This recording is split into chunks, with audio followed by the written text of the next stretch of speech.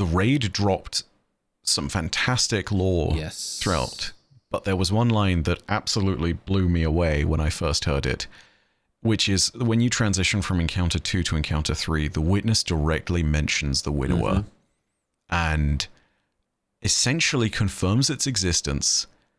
And that was a huge deal. I don't know how best to explain this to anyone other than the way that I explained it first on my video covering this momentarily, which is just that essentially the Witness confirmed that the devil is real and that it is not the devil, right?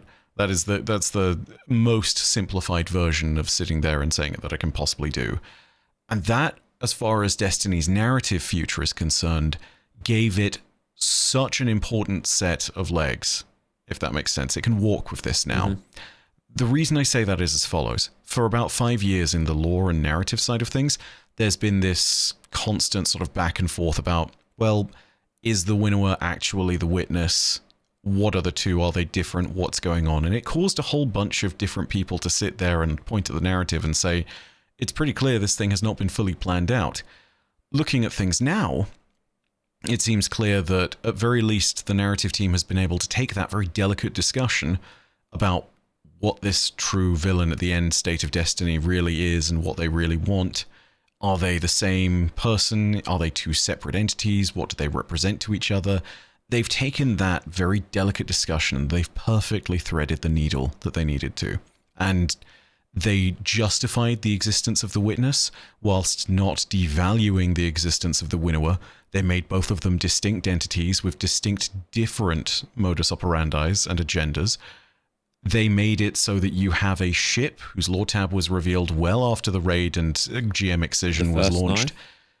No, not the first knife. It's the pre-order ship, Nukre. Okay. I keep saying it there. I'm sure I'm pronouncing that wrong. But yeah, it's a ship where it's literally the Winnower sending you a message. Yeah, it's brilliant because of the fact that now they've sat there and said, you've defeated an elder evil of this universe. But the real thing, the equivalent of the gardener that the Witness was always talking about, the actual thing that's at the heart of darkness in the same way that the gardener is at the heart of the traveler and the heart of light, that's still out there. And it's a force of the universe. It's higher than anything you've seen other than perhaps the traveler and the light. And it's still out there looking on at what you're doing. And the brilliant thing about that is it's given us some further clarity and context to what might happen in future expansions and where they might be pulling the story next as far as the next big bad is concerned. But they've also made it so that they've justified the last 5 years of lore, given themselves some major stepping stones, and made it so the universe still has a big bad. If we do ever get to that point where a Destiny 3 comes along, I think they may pull the trigger and make the Winnower the big bad of that. Or alternatively, they will set things up so that a new saga begins and it ends with the Winnower being somehow conquered or defeated. And that's brilliant, because we've sat there in the last 10 years and we've been in this cycle pushing towards the Witness, even if it took us time to really get to the point where it was clear that it was the Witness. Because, yeah, the story of Destiny was not written in one cohesive fashion, like it was segmented as far as its creation was concerned. The designers have done something brilliant here. Narratively, they justified the past whilst laying the foundation for the future, and they gave us a big bad that, wow, I don't know if you've read any of the actual written stuff that's clearly from the Winnower, but I don't know who they voice for that character, but they're brilliant. Like, they have some Dracula-level energy, where they're the kind of person who, in the same breath, will sit there and sound inviting and menacing and completely in control. And I don't know, it feels like you're listening to Machiavelli give a speech on the nature of why you must be subjugated. It's brilliant.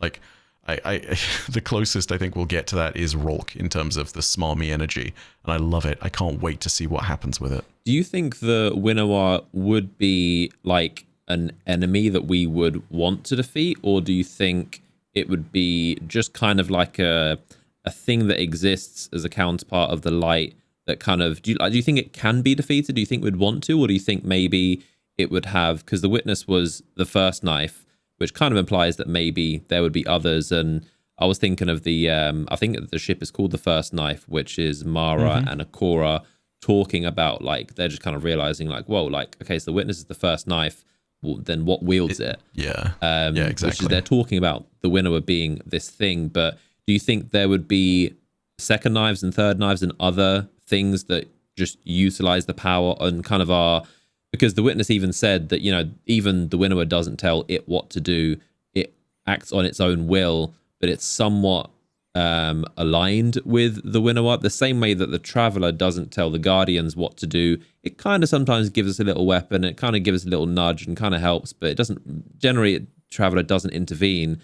And it kind of seems like the Winnower is the same with the Witness, and the Witness is just doing what it wants in its own final shape. But do you think the Winnower is a character that we would defeat, or do you think it's more of just a cosmic energy that will always exist and it maybe has more minions?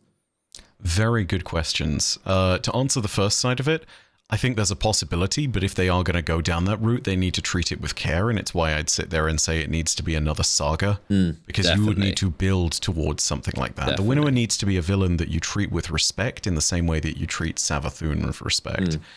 You need to build towards that, and it needs to be meaningful, right? Because they are more of a universal force. The idea that they phrase themselves with is that, you know, they are quite literally the idea of, I guess if we use the Hive terminology, they are sword logic incarnate. They call themselves majestic because they believe they are the only rule and beautiful truth of the universe that exists.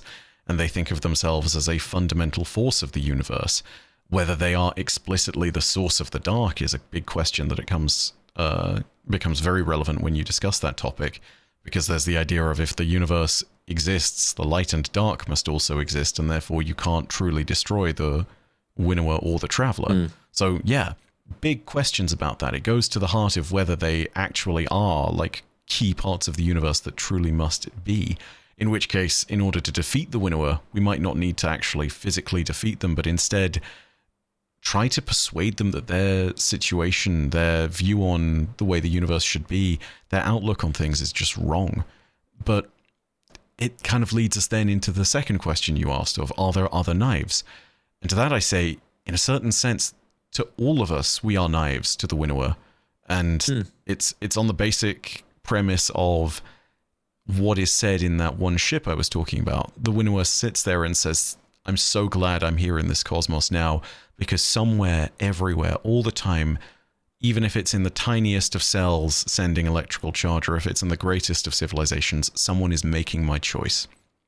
Which is to say, someone is ensuring that the strong survive and the weak perish. You know, that's at the core of what the Winnower believes. It's this idea of strength is right, might is right, and therefore without the ability to be mighty, you are not righteously surviving. You must exist this way because it's the way that the least suffering is inflicted on the universe. Otherwise, you're just prolonging the weak so they can suffer more. Yeah, I do love that element of it. The whole survival and the flower game, and just the survival of what should exist in the universe. It goes very, very deep and like philosophical in that sense. I've always loved that storyline. Exactly. It's brilliant too, because especially after having just defeated the Witness, it's this grand retort. We thought that we'd conquered the ultimate evil, and it's been made clear that there is a separate entity that spawned the Witness through some means. Obviously did not directly... It's not to say spawned as in it's the child of the Winnower or some nonsense, because we know how the Witness was created. But it is to sit there and say that it was the reason why the Witness came to be. It had a hand in that. And it's also to imply that, hey, everything's still playing out as I imagined it would. Everything's still going to plan. Light or darkness, someone is still making my choice. It's a mastermind kind of villain. And that's what I think is brilliant. They've written it as such thus far. And they've given an open plane by which we can sit there and take the story in directions. And the Winnower can now be a part of all this too. I'm really fascinated to see what happens, especially because this involves the Veil.